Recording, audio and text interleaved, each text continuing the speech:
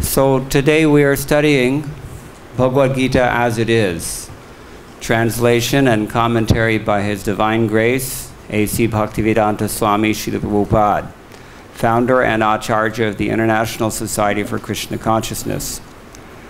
And we're on Chapter 2, Contents of the Gita Summarized. Today is text number 29. Very famous verse. They're all very famous verses. So please repeat after me.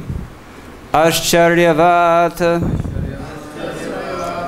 pashyati kaschit enam ascharyavat vadati tatha eva cham anyaham ascharyavat cham enam anyaham Shrinoti Shrutva Api Enam Veda Na Cham Eva Kaschit Ascharyavat Pashyati Kashyadenam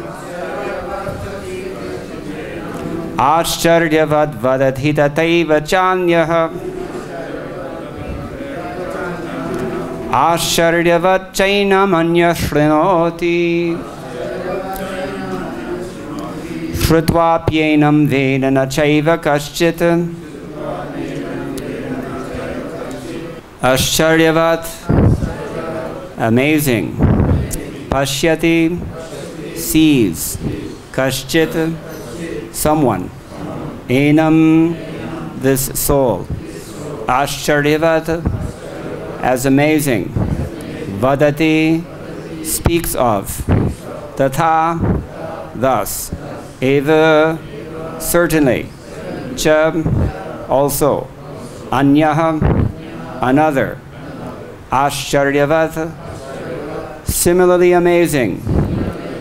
Cha, also. Enam, this soul. Anyaha, another. Shrinoti, hears of. Shrutva, having heard. Api, even. Enam, this soul. Veda, knows. Na, never. Cha, and. Eva, certainly. Kaschit, someone. Translation. Some look upon the soul as amazing, some describe him as amazing, and some hear of him as amazing, while others, even after hearing about him, cannot understand him at all. Please repeat. Some look upon the soul as amazing. Some describe him as amazing, and some hear of him as amazing, while others, even after hearing about him, cannot understand him at all. Purport by His Divine Grace, A.C. Bhaktivedanta Swami Srila Prabhupada. Srila Prabhupada ki.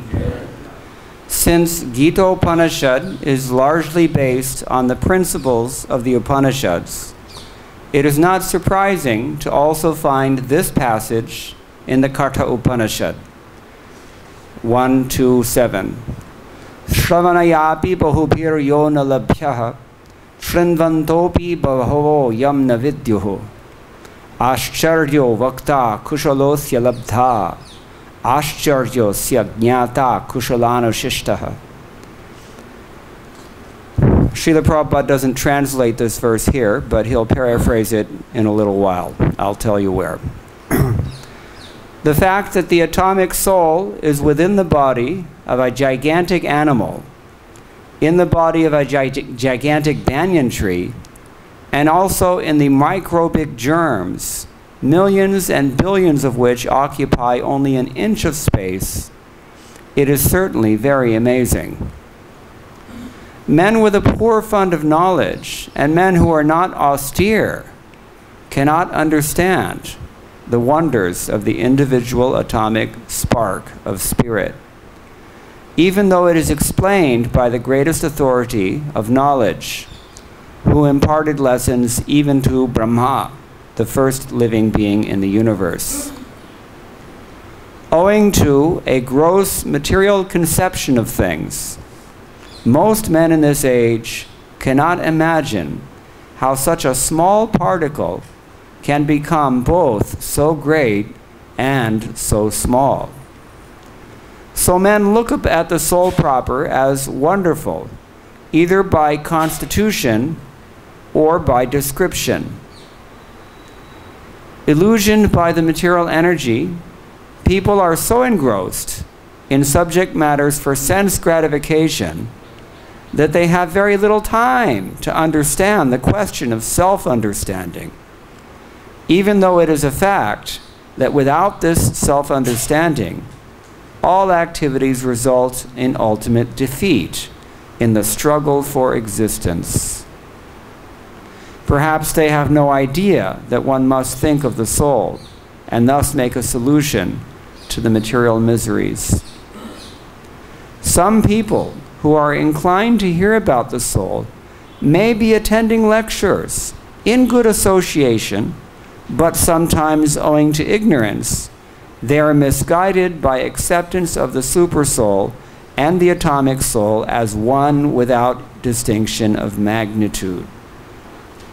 It is very difficult to find a man who perfectly understands the position of the supersoul, the atomic soul, their respective functions and relationships, and all other major and minor details. And it is still more difficult to find a man who has actually derived full benefit from knowledge of the soul, and who is able to describe the position of the soul in different aspects. This is how Srila Prabhupada has paraphrased the verse from the Katha Upanishad, which he quoted at the outset. I'll return to that in a moment. But if somehow or other one is able to understand the subject matter of the soul, then one's life is successful. The easiest process for understanding the subject matter of self, however, is to accept the statements of the Bhagavad-Gita spoken by the greatest authority, Lord Krishna, without being deviated by other theories. But it also requires a great deal of penance and sacrifice, either in this life or in the previous ones, before one is able to accept Krishna as the Supreme Personality of Godhead. Krishna can, however, be known as such by the causeless mercy of the pure devotee and by no other way. Om Ajnanatimirantasya Jnananjana Shalakaya Chakshurunmilitam Yena Tasmai Shri Gurave Namaha Shri Chaitanya Manobhishtam Sthapitam Yena Bhutale Swayam Rupa Kadamahyam Dadati Swapadantikam Vandeham Shri Guroho Shri Yuta Padakamalam Shri Gurum Vaishnavamscha Shri Rupam Sagrajatam Sahagana Raghunathan Vitam Tam Sajivam Sadvaitam Savadhutam Parijana Sahitam Krishna Chaitanya Devam Shri Radha Krishna Padan Sahagana Lalita Shri Vishakhan Vitamscha He Krishna Karuna Sindho Dina Bandho Jagatpate Gopesha Gopika Kanta Radha Kanta Namostute Tapta Kanchana Gaurangi Radhe Vrindavaneshwari Vrishabhanu Sute Devi Pranamami Hare Priye Vancha Kalpatarubhyascha Kripa Sindhubhya Evacha Patitanam Pavanebhyo Vaishnavebhyo Namo Namaha Jaya Shri Krishna Chaitanya Prabhu Nityananda Shri Advaita Gadadhara Srivasadi Gaur Bhakta Vrinda. Hare Krishna Krishna Krishna Hare Hare, Hare Rama Rama Rama Hare Hare. Ascharyavat pashyati kaschidinam, Ascharyavat vadati tathaiva chanyah, Ascharyavat chainam anya shrinoti, Shrudvapyenam veda nachaiva kaschita. Some look upon the soul as amazing, some describe him as amazing, and some hear of him as amazing, while others, even after hearing about him, cannot understand him at all. Sripad Ramanujacharya points out in his commentary on this verse of Bhagavad-Gita, and all the other acharyas after him concur. The word cha here occurs several times. There's a lot of repetition. Ascharyavat. So he says that it's very rare for someone to factually see this soul. And in fact, it's also very rare for someone to accurately describe this soul. In fact, it's very rare for someone to hear properly about this soul. And in some cases, even after hearing, a person still can't get it at all. So we have different levels of revelation. The most complete level of revelation is that you see. Means you directly experience. Sometimes we also find that if we repeat what we've heard, even if we don't have full realization, it gains some insight, further insight, more than just by hearing. That's one of many reasons that we're all enjoined to repeat whatever we hear. Jare dekhe tare kaha Krishna upadesh, amar ajnai guru hai tare desh. Chaitanya Mahaprabhu has given that instruction. But if you cannot do anything else, then at least you can try to hear. This is the point. So, what are we talking about here? Enam. Enam, this. What does this mean? What is this? It actually applies either to the self, the finite jivatma, or even to the param atma, the supreme soul as well, equally it applies, because both of them are soul. And both of them are described as ascharyavat, as if amazing or astonishing. Ascharya. Madhvacharya points out, ascharya means something which is not encountered just every day, something that is uncommon, something that's, practically speaking, unattainable. And anyone who sees the soul, anyone who sees the Supreme or realizes the Self, appreciates that this is its very nature. We know from the Taittiriya Upanishad, Raso Vaisa, this is very famous sutra from that Upanishad, that the absolute truth is in fact rasa. So rasa is defined by the aestheticians, namely Kavi Karnapur. The essence of rasa, he says. What is the essence of rasa? Anybody know? It's not widely known. Wonder. Wonder is the essence of rasa. If you experience some rasa, this is the primary characteristic. It is ascharya. It is an amazing experience. That's why it is so powerful. So this is the nature of spiritual existence. This is our nature. This is also the nature of the Supreme Lord. And this is the nature of that relationship. I was going to say, enam. Enam is a neutral pronoun. It simply means this. Srila Prabhupada here has translated it to help us a little bit. This soul. But in fact, literally, the word simply means this. And in his commentary on this verse, Vishwanath Chakravarti Thakur has said something very interesting. He says, Enam Atmanam Deham Cha Tad Ubhaya Rupam Sarvalokam. That means that Enam, or this that Krishna refers to, it means the self, the Atma. It also means the body, believe it or not. You wouldn't think so, but that's what he says. And Tad Ubhaya Rupam, both forms, both the soul and the body simultaneously, and in fact, Sarvalokam, the whole world. That all is being referred to by this. Now, what on earth does that all mean? We would not be able to figure it out, for sure, unless Bhaktivinoda Thakur had helped us, and he does. He says there are three kinds of people in this material world, conditioned souls. There are those who take the body to be the self, the materialists. This body is all there is. This body is what you are. This is it.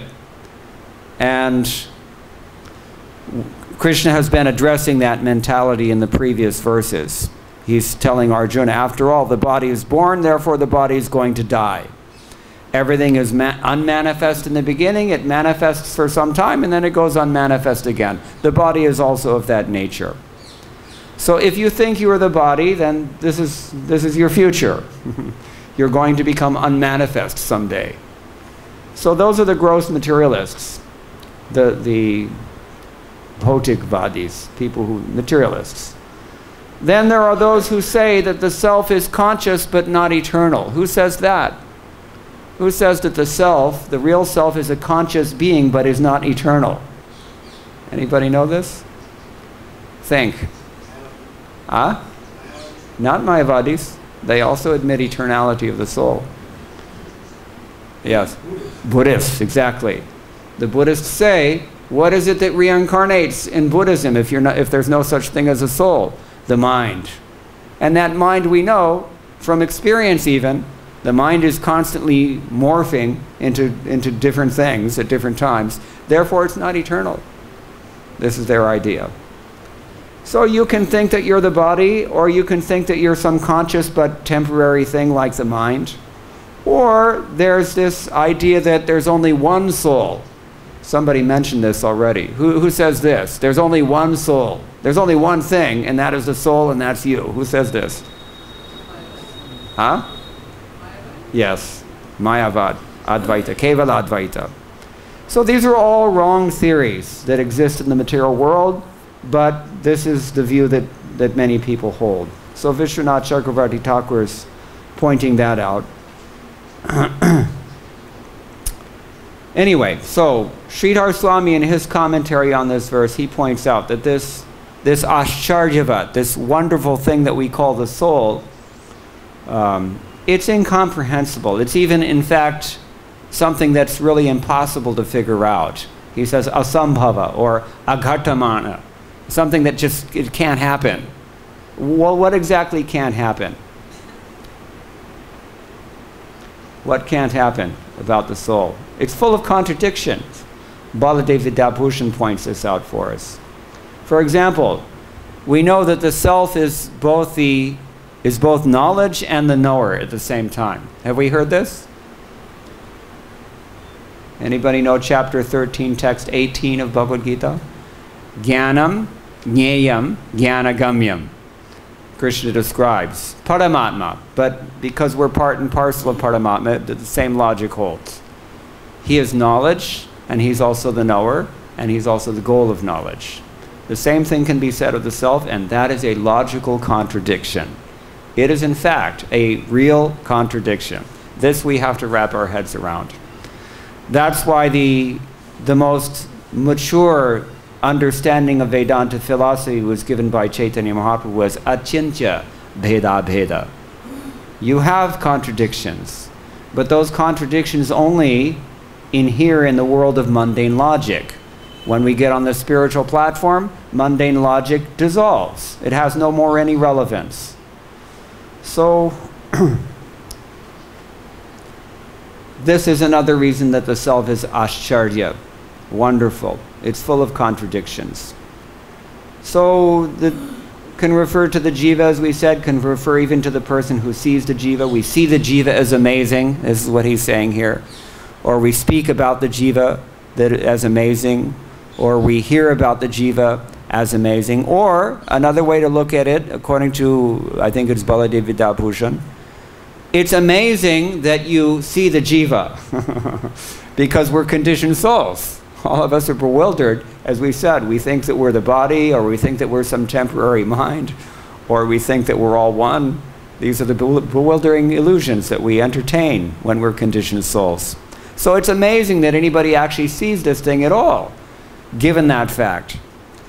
And he says it's also amazing that a person is able to speak with any authority on this topic, because it's very rare. And it's amazing that anybody is interested in listening, because we're all so bewildered at the same time. This is the relevance of this quote that comes from Kathopanishad, which Srila Prabhupada has taken from Baladev Vidyabhushan's commentary. I'll translate it again.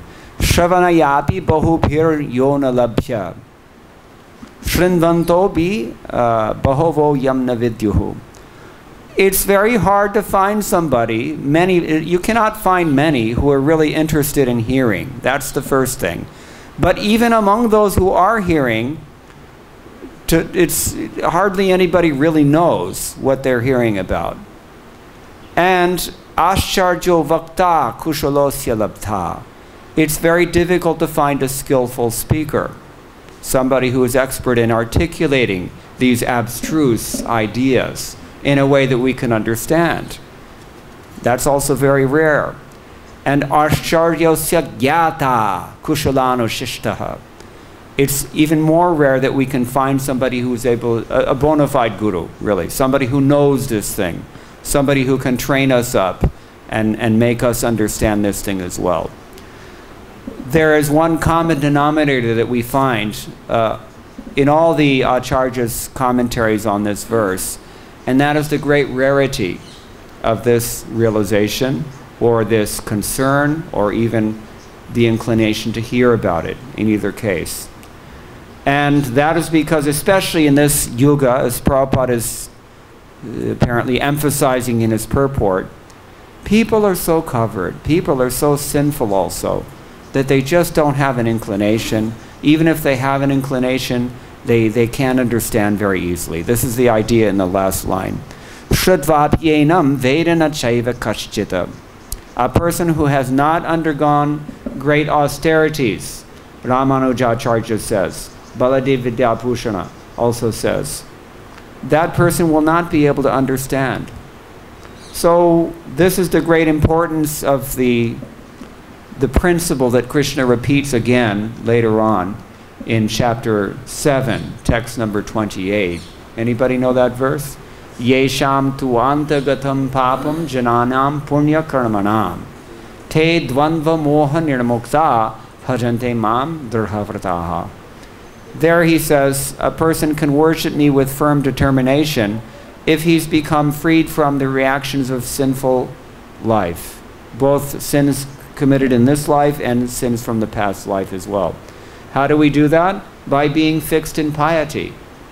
And Baladev Vidyabhushan lists specifically for us some things that can help us. Swadharmanushtanena, to be situated in following your own dharma. That is one thing. Srila Prabhupada, in fact, not only Srila Prabhupada, all of the Acharyas in our line for the last 100 years or so have emphasized the importance of this point, Varnashrama Dharma. It is very, very important. So much so that in the Vishnu Purana, when Sagar Maharaj asks his guru Ardhava Muni, how can I take responsibility as the king for all these prajas? How can I bring them to Krishna consciousness? This is a concern of every member of ISKCON. How do we take an ordinary human being, so-called biologically correct human being, maybe not spiritually evolved human being, but, you know, potential human being, we could say. How do we take these people who may be very fallen and sinful and elevate them to the stage where they can actually appreciate and take up Krishna consciousness? How do we do that? He answers, Ardhavamuni answers in many, many chapters of the 6th book of the Vishnu Purana. But one of the most famous passages that Srila Prabhupada quotes from that section is a well-known verse. Varna Shama Charavata Purushena Parapuman. Anybody know the rest of the verse? Vishnur Aradhyate Pungsam Nanyat Tattosha Karanam. He goes so far, it's a strong statement actually. He says, there is no other way to please the Supreme Personality of Godhead other than performing Varnashama Dharma. And although we would argue with that in the ultimate analysis, there is truth in it, because we see those who are not pious cannot continue to chant Hare Krishna, Krishna Krishna, Hare Hare, Hare Rama, Rama Rama, Hare Hare. Or they cannot follow their vows, as we heard this morning in the Srimad Bhagavatam class. Or they, somehow or other, they have trouble, because these things are the effect of past sins. Therefore, the statement is very profound when Krishna says, a person who is situated in piety in this life and who has eradicated his past sins also, that person can sustain a mature, practical commitment to the principle of pure devotional service. That person is able to do it. So this is the first thing Baladev Vidyabhushan says. He also adds Satya. What is the significance of Satya in the endeavor to become Krishna conscious? Who can say something about this? Satya. What does Satya mean? Truthfulness. What do we know about the nature of Kali Yuga? From the first canto, I'm giving you a hint. Think bull. The bull of Dharma in this Kali Yuga is hobbling on one leg only. All the other legs are wiped out already by Kali. And only one leg is still standing. Which leg is that? Truthfulness. If you're a little bit honest, you can make some advancement. But you have to be honest. First and foremost, you have to be honest with yourself. Because if you're not honest with yourself, you're definitely not honest with anybody else. So Satya. And then he says, Tapo, austerity. What kind of austerity? Austerity means doing something that you don't want to do for a higher reason. Or it also means accepting something that you don't want to accept for the same higher purpose. This is austerity. And Krishna mentions one kind of austerity at least. He mentions a few, but in Bhagavad-Gita, Vitaraga bhaya krodha manmaya mamupashrita bahavo jnana tapasa puta madbhavamagataha. He says, many people in the past, they did this, Arjuna. Many people were successful in this process. How?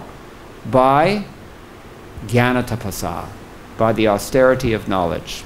They became purified by the austerity of knowledge. It is austere to cultivate knowledge for two reasons, according to Ramanujacharya and all the other acharyas who follow him. The first reason is that you have to open the book up and you have to read it. It takes a little bit of endeavor and some discipline. And it's not so easy because, as we've learned in today's verse, Shrutvapyenam vedana chaiva kaschita. Sometimes, even we're hearing something, we just can't understand it. Srila Prabhupada said that when he first began to listen to Bhaktisiddhanta Saraswati Thakur, he said, sometimes I understood, sometimes I didn't understand. That's quite reasonable, because I can't understand a lot of things that Bhaktisiddhanta Saraswati Thakur says, and English is my mother tongue. So this is the austerity of knowledge. We have to take the trouble to hear from the proper authorities. This is why it's so significant what Ramanujacharya said in the beginning about this. He said, to factually see is very rare. To factually describe this soul is actually very rare. To factually hear is very rare. We don't really hear. This is the point. When we hear, we have to offer our respectful obeisances unto the lotus feet of our spiritual master. First thing. And we have to pray for the guidance. What is that Vedic mantra? Anybody know? No, no, no. Vedic, it's from the Vedas. It's a Shruti mantra. Just now it escapes me. They're praying like that. Let us not be envious of one another. Let us hear nicely. Huh? No, no, no. Anyway, the idea is that we pray for guidance and we pray for the mercy that we can actually hear something, because to factually hear is not so easy. To hear something and to really be sure that you understand it, that's what makes it possible to apply this principle that we sing about every morning. Shri Guru Mukha Padma Bhakko Chitete Koriya Aikya Arana Korihomani Asha. Otherwise, we hear something, but we hear something other than what was said. Because it's filtered through a contaminated mind. This is, again, the necessity of becoming punyatma first. Okay, so that's the austerity of knowledge. It's not so easy to learn things, especially when we have to learn things that are not very pleasing to our minds or to our senses. We have to hear things that we don't like to hear from our spiritual master even. Sometimes it's hard. So it's austere. And then, if that weren't enough, he says there's another aspect to it. Once you have heard enough that you can describe nicely, and you actually see, because these are the three things that are being described here in today's verse. To hear, to discuss, and to actually see this soul. Once you actually get to that point, then you have the onus of communicating the same experience that you have had to someone who is completely green. And that's not an easy thing to do, especially when they're not appreciative, especially when they're not even interested. As we were saying, it's amazing that somebody even comes to hear. This is one of the acharyas was pointing out for us already. In other words, you have to make this very high teaching accessible to a conditioned soul who's only concerned about, gross sense gratification. Well, what do you do? Once I had a discussion with a professor of Sanskrit in the University of Hawaii. He came to the temple there, and I had some questions that I wanted to ask him about the Upanishads, but he wasn't having any of it. He just cut me off at the very beginning and says, no, no, no. He said, look, just understand one thing first. Krishna says, anybody know this verse? What is your only adhikar? What does he say? What is the famous verse? Everybody knows this. Huh?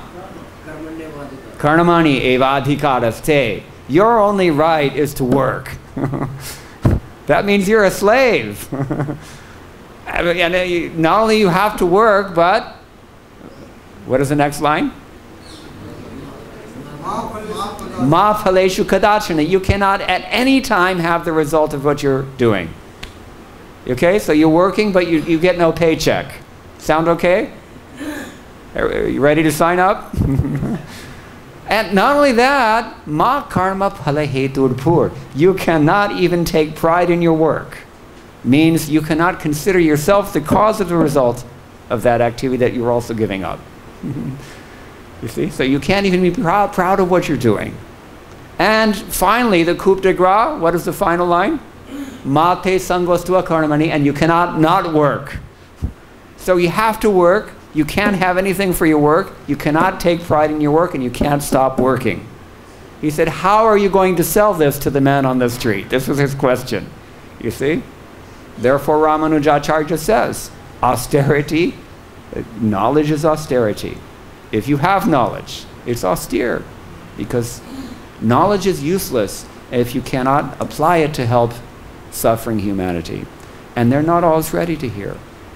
Just like in a hospital, sometimes a patient, especially these psychotropic Patients who have to take their drugs for their minds.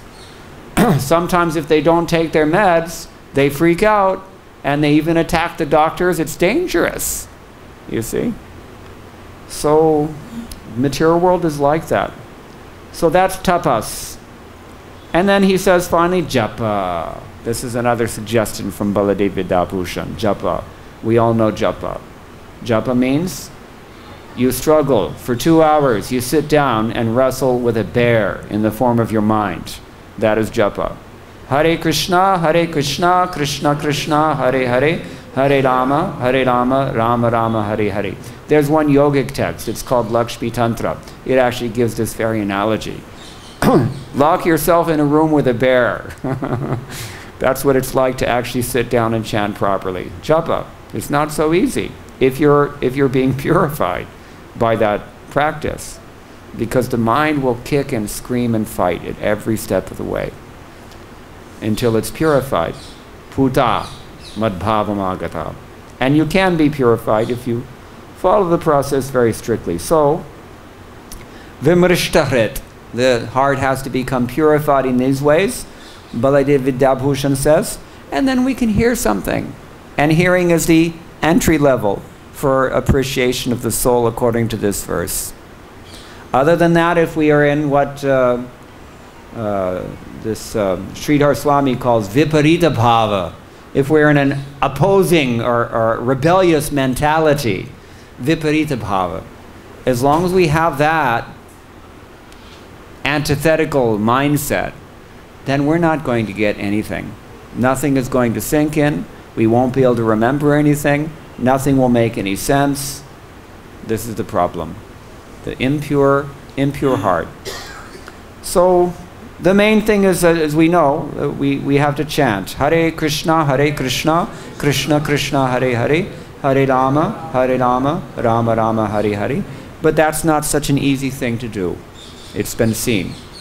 All the other things that we practice, all the other practices that we have, they're all actually meant to help us come to this stage of simply chanting with full attention and without offense. Hare Krishna, Krishna Krishna, Hare Hare, Hare Ram, Ram Rama, Hare Hare. Then we see, when we are purified, then we see that I am not different from this holy name. I'm just a small part and parcel. But the same spiritual thing. That I am also Tattvamasi. You are that thing only. And this holy name is the Supreme Personality of Godhead. Nama Chintamani Krishna's Chaitanya Rasa Vigraha Purna Shuddha Nitya Mukto Abhinatwan Nama Naminoho. There's no distinction between the name and the person who is named. They're both complete, perfect, they're eternal, they're ever liberated, pure, full of rasa, full of consciousness, the holy name. This realization is waiting. So these are a few things we can think about. Srila Prabhupada, in his typical way, has made it as easy as is possible, particularly in his final paragraph, which bears repeating.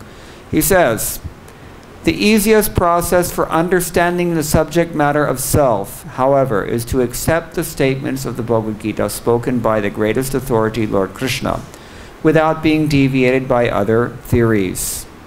But it also requires a great deal of penance and sacrifice, either in this life or in the previous ones, before one is able to accept Krishna as the Supreme Personality of Godhead. Krishna can, however, be known as such by the causeless mercy of the pure devotee and by no other way. We are all recipients of that causeless mercy. Raise your hand if you ever would have figured all this out without Srila Prabhupada's Bhagavad-Gita as it is. I don't think so. No way. So we have received that mercy. We just have to try to embrace and take it in fully. And if we can do that, then we're automatically sponsored. Free trip back to Godhead. You just have to stay in the vehicle along with the bona fide spiritual master. That much penance we can muster. All right, I'm going to stop here, but if anybody has any questions or any comments, we can discuss. Okay, yes. We have microphone for him.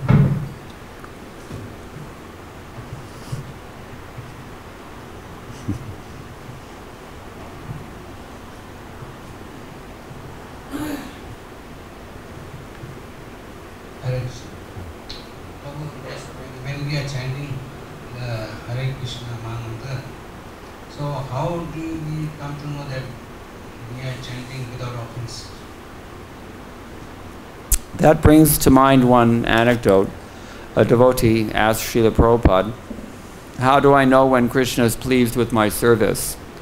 And Srila Prabhupada answered, when he tells you so.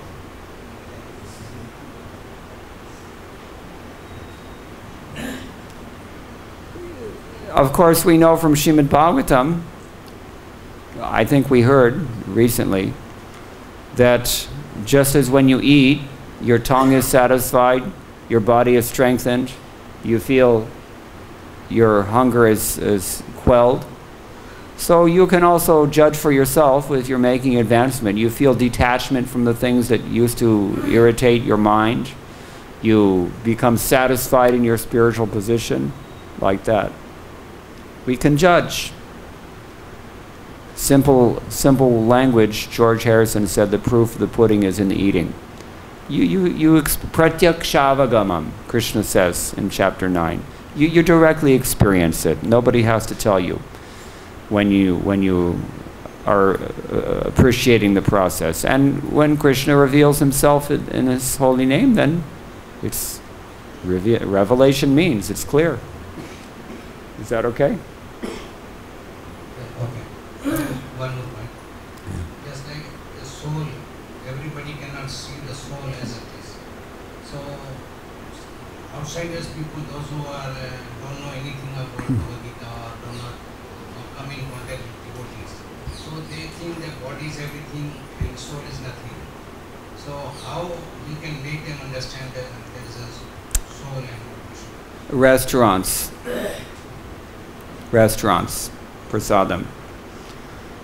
I'm serious. In 1977, maybe it was 1976.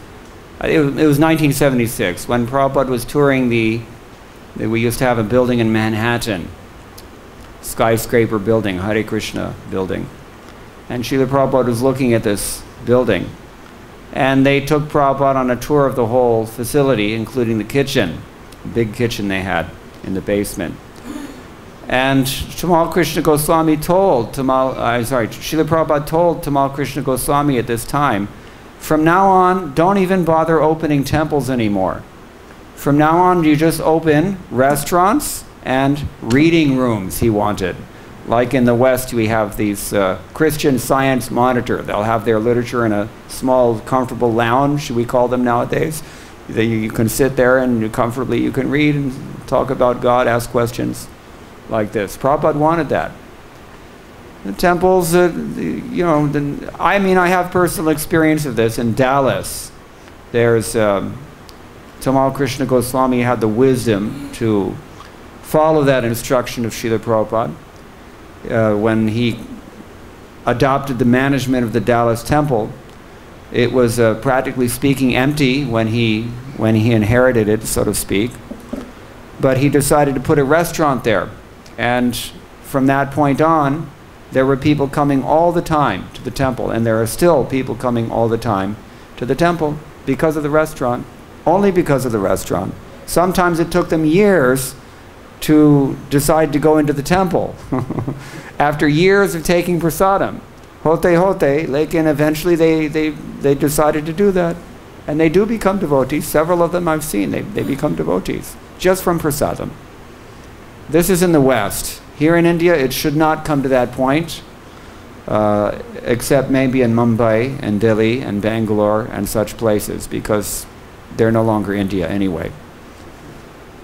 Is that clear? Srila Prabhupada stressed three things: Harinam, Sankirtana, and book distribution and prasadam distribution.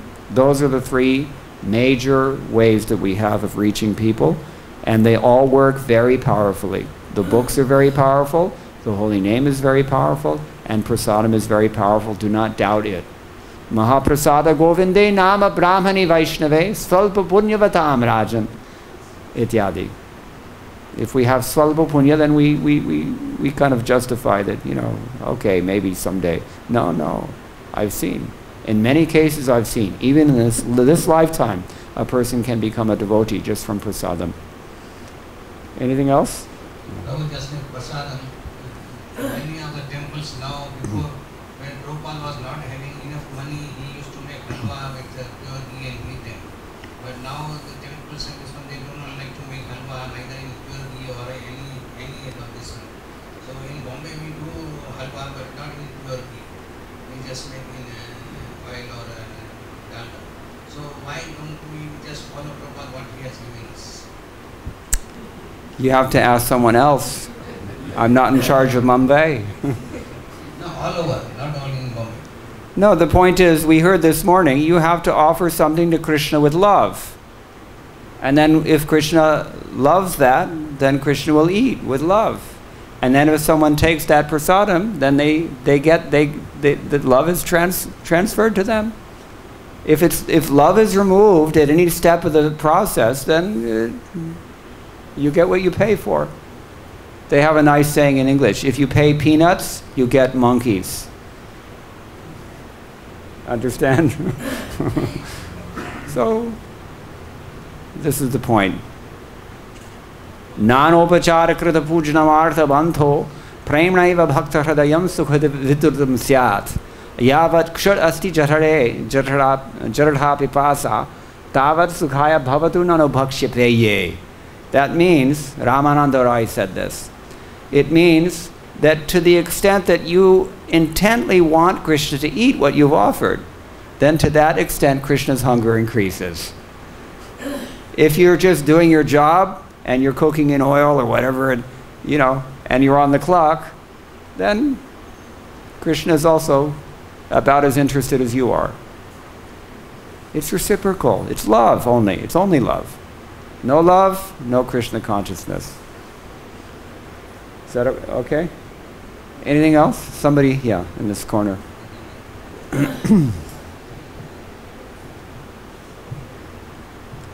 Krishna. Thank you for your class before. When I was studying Bhagavad-Gita in my Guru, one question came up regarding to this verse and also the self-realization, is that if the Hare Krishna mantra is so important, why is it not appearing in the Gita or in the Srimad Bhagavatam? And as you mentioned that Acharya is like, wondered about the soul. Is Krishna's description of the soul not complete in the Gita? Is Krishna's description of the soul not complete in the Gita? Nobody can describe it like Krishna's description. And then regarding this, why doesn't he give this Swarup Jnana? Sambandha Vidya and Priyodana Priyodana Swarup. Krishna is glorifying Gaudiya Sampradaya. These things are not very explicit, yeah. Mentioned in these two major books. Well, there's a couple of things that we can say about this. Number one, every truth is contextual. Every truth has to be taken in its context. Bhagavad-Gita, the context of Bhagavad-Gita is a battlefield. And the conversation, that chapter is, within the greater story of the Mahabharata. And the Mahabharata in general is not really dealing with pure devotional service directly, at least not as much as the Srimad Bhagavatam is. So Krishna does mention chanting the holy names for sure in Bhagavad-Gita in a general way. He definitely mentions japa, yajna as well in Bhagavad-Gita. And certainly the principle of bhakti is quite clear. There's no doubt about that. So it's implicit, at least. In the Srimad Bhagavatam, it's definitely more explicit. You may not find Hare Krishna mantra directly there, but Hare Krishna mantra is already there in the Shruti mantra, in the Kali Santarana Upanishad, at least. So why should the Bhagavatam again? And then there's also the principle that we're trying to appeal to a wide audience. We can encourage people to chant any bona fide name of God. That is okay, even according to Bhagavatam. Therefore, we find so many other names of Krishna are mentioned there. But it's quite clear that Sankirtan is the topmost process in the Srimad Bhagavatam. But another aspect is that this is very confidential knowledge. It's really a special thing that Chaitanya Mahaprabhu was given. It's not just meant for everybody, not necessarily meant for mass distribution, so to speak, although that's what we do. But it's understood from this verse that, you know, Shrudvapyenam, even people hear about this thing, they still don't get it because they're not ready. So then, why throw your pearls before swine, so to speak? They have that saying in English. It's a very confidential thing. It's a very special process. It's a great dispensation that's been given in this age by Chaitanya Mahaprabhu. Yognana mattam bhuvanam dayalur ulaghayanapi akramot pramattam. Swaprema sampat sudhayad bhuteham Sri Krishna Chaitanya mamum prapadye.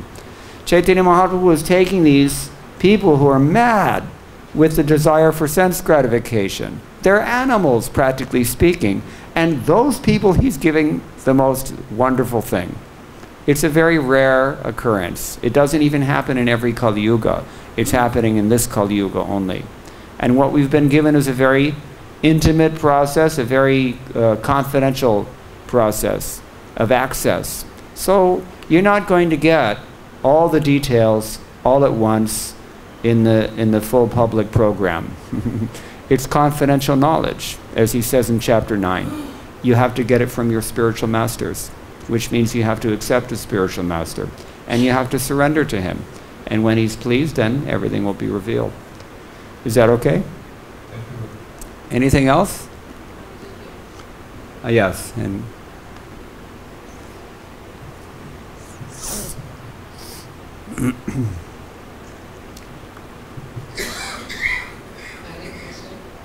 Chaitanya Mahaprabhu says, while chanting, Anandamruti Vardham stage comes and heart becomes cool and calm. When we, like Chandrika rays, then we should understand that our chanting is better and better. yes. Like Prithu Maharaj also, and Rup Goswami as well. They say that when I'm chanting, I want to have so many hundreds and thousands of tongues that I can chant more. And I want to have so many more ears because I've got so many more tongues, I have to have more ears also to hear. That is called ruchi. So when we feel like that, when we really feel like that, then we know. Then we know it's working. Is that okay? Thank you. Anything else? Otherwise we can stop now. Thank you very much. All glories to Srila Prabhupada.